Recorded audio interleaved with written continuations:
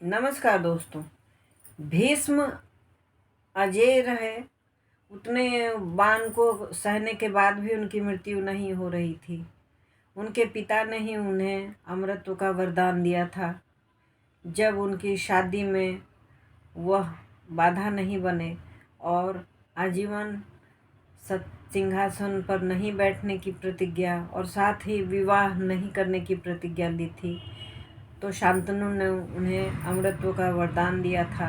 यही कारण था कि युद्ध में इतने बाण से घायल होने के बाद भी वह तब तक नहीं मरे जब तक उन्होंने मरना नहीं चाहा।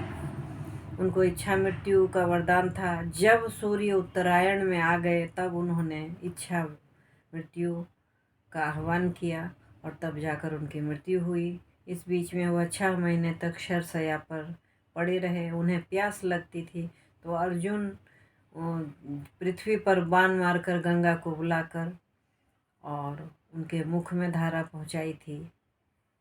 युद्ध तो हुआ था, लेकिन कोई बाबा, कोई चाचा, कोई ताऊ, कोई भाई, इन्हीं सब से लड़ना था। महाभारत की लड़ाई बस अपने ही भाई भतीजों की लड़ाई थी और सत्ता में कोई नहीं रहा, ना तो कौरव रहे ना पांडव रहे।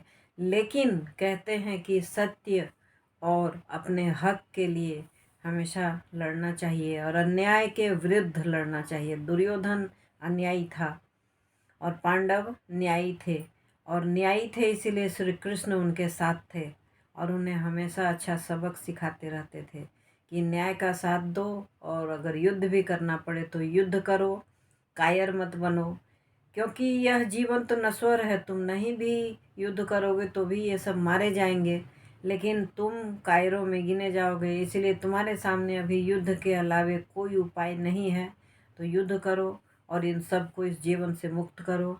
अन्यायियों को पृथ्वी पर से उठाओ और अच्छा शासन करो और राज्य संभालो। इस तरह से महाभारत का युद्ध संपन्न हुआ। हमेशा श्री कृष्ण के नीतिपरक उपदेशों के साथ और न्यायपूर्ण तरीकों से और मजबूती से, साहस से युद्ध लड़ा पांडवों ने। ये कहानी आपको कैसी लगी? अच्छी लगी तो लाइक ज़रूर करें, शेयर करें। चैनल में नए हैं तो सब्सक्राइब करें। एक बेल बटन आता है, उसे हिट अवश्य करें। Thanks for watching.